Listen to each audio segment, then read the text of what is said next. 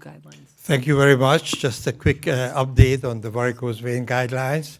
The new guidelines on iliofemoral stenting are coming out, and if you don't follow them, you may get into trouble. So if you don't follow these, you may get into trouble. These are not legal documents, but these are very important documents that all stakeholders consider and frequently use for litigations. These are the two papers that we published. If you don't have them, please download them.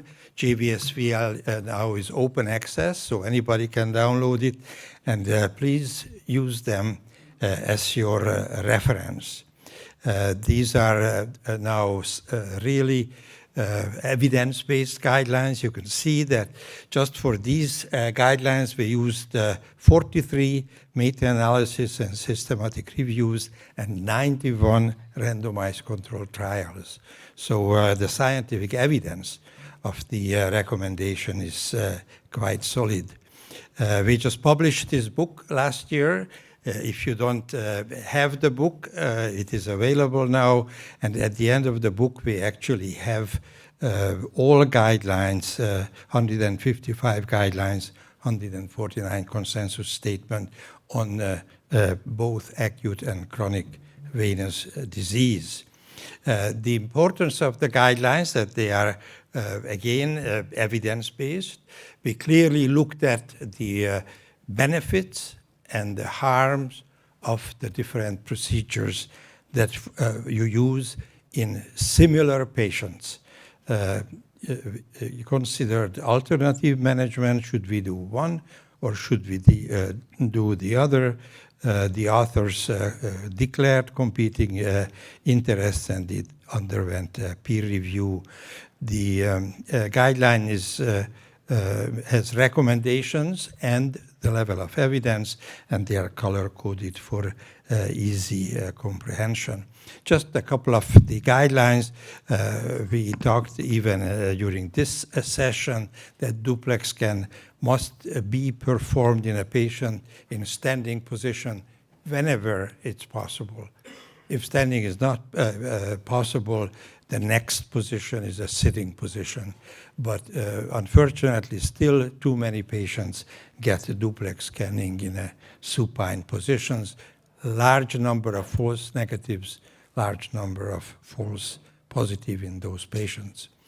We now clearly recommend superficial venous intervention in candidates over compression stocking. So even though there are still insurance companies that push for 3 months of treatment, if your patient is a candidate, we clearly at least support your decision with these guidelines that you should be able to go ahead and treat it.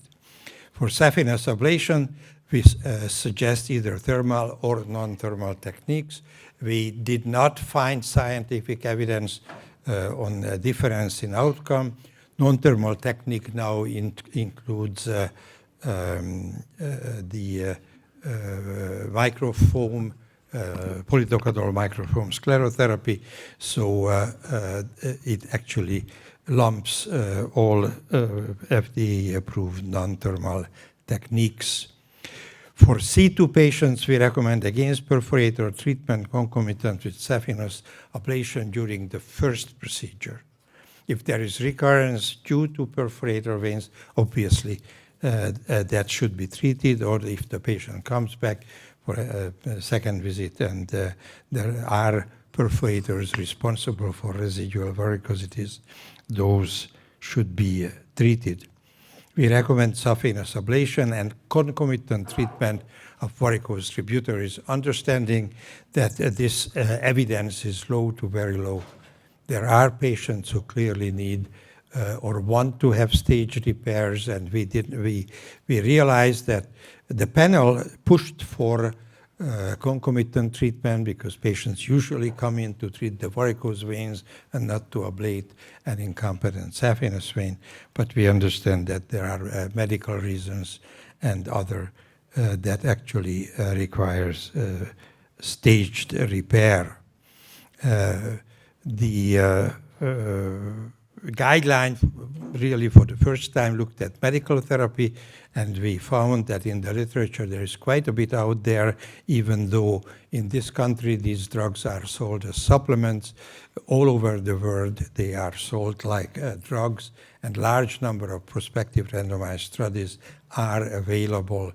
And specifically micronized purified flavonoid fraction, MPFF, and the Ruscus extracts had the best evidence for efficacy for vein-related pain, leg heaviness, or sensation of swelling in C2 patients, and actually even more evidence in more advanced disease in those patients who have venous ulcerations.